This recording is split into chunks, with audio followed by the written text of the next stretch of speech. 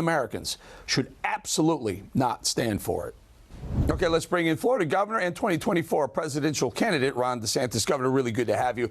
Can we do this? Can we get this off the table first? I've been watching over the last, I don't know, maybe 10 days or so, and there are these gotcha people, these people who just want to sit there and they want to talk about how tall you are, whether you're wearing boots with what do they call it, heel extenders inside. I mean, Governor, the southern border is a disaster. Terrorists are coming across the border. We got two wars that we're kind of funding, and they want to talk about how tall you are. Sir, respond, please. Well, yeah, look, Eric, this is no time for foot fetishes. We've got serious problems as a country. We've got war in the Middle East. We've got terrorists coming across our own southern border. We have an American dream that's out of reach for millions of Americans because of the Bidenflation and the high energy prices. We've got schools that are indoctrinating kids, not educating kids, and we've got cities that are being overrun by crime. And I know people want to try to divert onto other issues. I know Donald Trump and a lot of his people have been focusing on things like footwear. I'll tell you this, if Donald Trump can summon the balls to show up to the debate, I'll wear a boot on my head. This is a time for substance. This is a time for us to debate the issues that matter to the American people. And the question is are you able to fight for them, which we have done in Florida? Are you able to win those fights, which we have been able to do in Florida? And are you able to lead to a better tomorrow? We've done that in Florida, and we'll do that for the United States of America. Indeed. Yeah, I jest a little bit with you, but I would say living in Florida, knowing the success you're having down here. Next time someone asks you how tall you were, I would say something like, I'm about 6'10" if I stand on my policy success in Florida. And I'm guessing that would be the mic drop. But they'd stop asking you, Governor. Can we move on to something important? It's also true, so thank you. Yeah. Can we move on to the important stuff? We're seeing what's going on in Israel, and there seems to be a pick a side, either the side of pro-Hamas or the side of pro-Israel, and the other side just doesn't understand. There are a lot of Jews who, frankly, New York Jews that live in South Florida, live amongst them. A lot of people down here. What is your sense? What should we be doing with Israel? And should everything we do with Israel be tied to Ukraine funding the way Biden wants it? Of course not. I mean, to do a massive omnibus package is absolutely not the right way to go. So we need to support Israel in word and in deed, publicly and privately. And that means supporting their right to defend themselves, which means in this case, they have to eliminate the threat posed by Hamas. So that means eliminate the tunnels, the infrastructures, eliminate the organization. They can't live when you have a terrorist organization that wants to massacre every Jew in Israel. It's just not something you can coexist with. So they have every right to do that. It should be like the House is doing, though. It should be done mindful of the fact that we're $33+ trillion in debt. The House is taking money from the IRS to be able to give to Israel because we got to stop adding so much debt. So I think they've been really responsible. It's also important we say no taxpayer money to the Gaza Strip. That will be commandeered by Hamas. Hamas is holding Americans hostage now, as well as many other nationalities, including Israelis, hostage. If you're concerned about humanitarian assistance for Gaza civilians, then you should be calling for the complete and unconditional surrender of Hamas. You should be calling for them to release all the hostages. I don't see the left and I don't see the media doing any of that. And it's also important that we point out, and I've said very clearly, we cannot do what people like AOC want to do, which is import hundreds of thousands of Gaza refugees. Egypt should be taking them. Saudi Arabia, Jordan, Lebanon, they won't take any of these folks. You don't want to import that into the United States. People say not everyone's a member of Hamas, and I think that's true. But in the Gaza Strip, they teach all the kids to hate Jews in the textbooks. They don't have Israel even listed on the map at all. And they believe in eradicating Israel. They don't believe Israel has a right to exist as a Jewish state. So we've seen all the anti-Semitism in our country bubble to the surface in ways that I honestly was surprised about. And I'm somebody in Florida. We've actually done legislation to combat anti-Semitism on college campuses. But you have people openly calling for the annihilation of Israel, places like Harvard and Penn and all these places. So we've got problems in our own country, and I think importing more problems is not going to help solve. Nikki Haley has said that give Israel all the aid they need. There is no limit to that aid. Now, I'm pro-Israel. You know, I'm married to a Jewish woman. I'm very much pro-Israel, but I'm also a libertarian, Governor. I feel there has to be a limit of how much. Is there, in your eyes, a limit of how much we aid even our closest ally, Israel?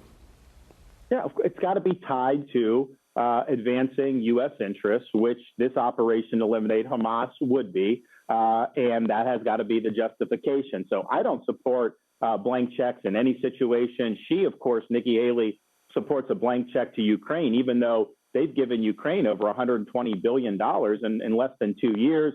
We've done $158 billion to Israel in 75 years of its existence, and yet Biden and many of these people, they want to do eventually hundreds of billions more, I think, in that. So you have a right you have a responsibility to look after taxpayer dollars. Don't just send things willy-nilly. Make sure it's tied to that objective. But I do support doing what we need to do to make sure that Israel can achieve this objective, because I think it's an important military objective. I think it will help us in the Middle East to have a strong Israel. They're the only ally we can depend on through thick or thin. And this is an existential threat to their existence, to have a terrorist group that wants to massacre babies and take people hostage like they have. Interesting you say that. Before, if the folks don't know, before governor, you were a congressman for the great state of Florida, and I don't know if you crossed paths timeline with the Jihad Squad, AOC, Ilhan Omar, and Rashida Tlaib, and the others who are so defensive of Hamas. They're calling it an ethnic cleansing that's going on in the Middle East right now, in Israel and Gaza.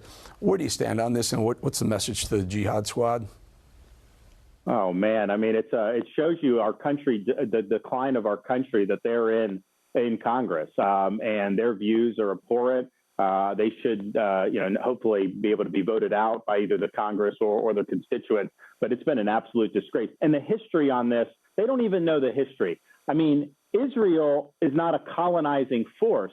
Jews had that land going back to biblical times. It was the Jews that were pushed out into exile. So they have the best claim of right on places like Judea and Samaria. And you have the thousands of years of history to show that. And also, Gaza is not occupied at all. Israel pulled out of that in 2006. They forcibly removed Israeli citizens, their own citizens. It was very traumatic because they said, we want to get out. And what did the people of Gaza do? They elected Hamas. They've chosen to go this route. I don't mean to interrupt you, but I want to move this forward. So Governor DeSantis becomes President DeSantis. How does President DeSantis handle a very, very unstable and very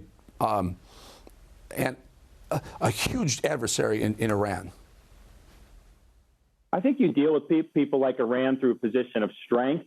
If you look at what Biden did when he came in, he relaxed oil sanctions on Iran. That gave them tens of billions of dollars flowing into the regime's coffers. I would turn the screws on that. I would starve their economy of money, not just through oil, but also the snapback sanctions. I would marshal our allies to crack down on money going into Iran. Ultimately, that money is the mother's milk of Middle Eastern terrorism. We also have to look at China as being one of their main benefactors. China is buying billions of dollars worth of black market oil sales. We just rolled out a national security strategy last week showing that when I'm president, we're going to view China as the U.S.'s top threat. And we've got to get that one right. Otherwise, the other stuff's not going to matter. How would President DeSantis, how would you handle from the Oval Office this new axis of evil of China, Russia, Iran, and possibly North Korea? How do you break that up? I mean, it feels like they're becoming a global threat, maybe a threat to humanity. No question. So first, I think China represents the biggest threat of all those. I think Russia is basically a patron of China. Iran is basically a patron of China. Of course, North Korea depends on China. So you have to do it, one, military strength. We're going to bolster our defenses in the Pacific. I'm calling for more naval ships to deny their ability to realize their ambitions there. We're also going to do economic.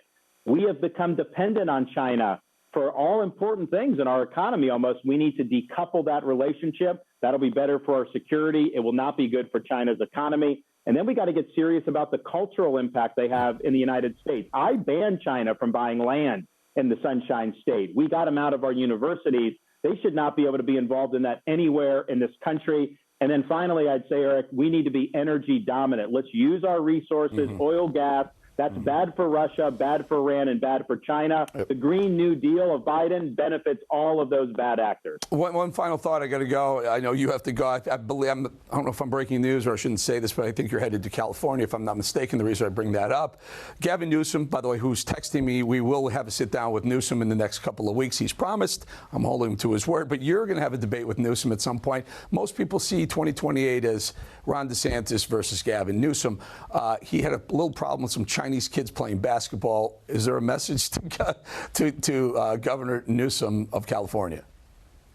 Well, he was out there hobnobbing with President Xi, and all I could think of is when it came to COVID authoritarianism, those are two peas in the same pod. I mean, they had the same COVID playbook.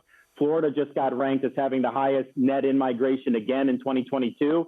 California had the most ex-migration of people leaving, and I think it goes back a lot to his draconian COVID policies.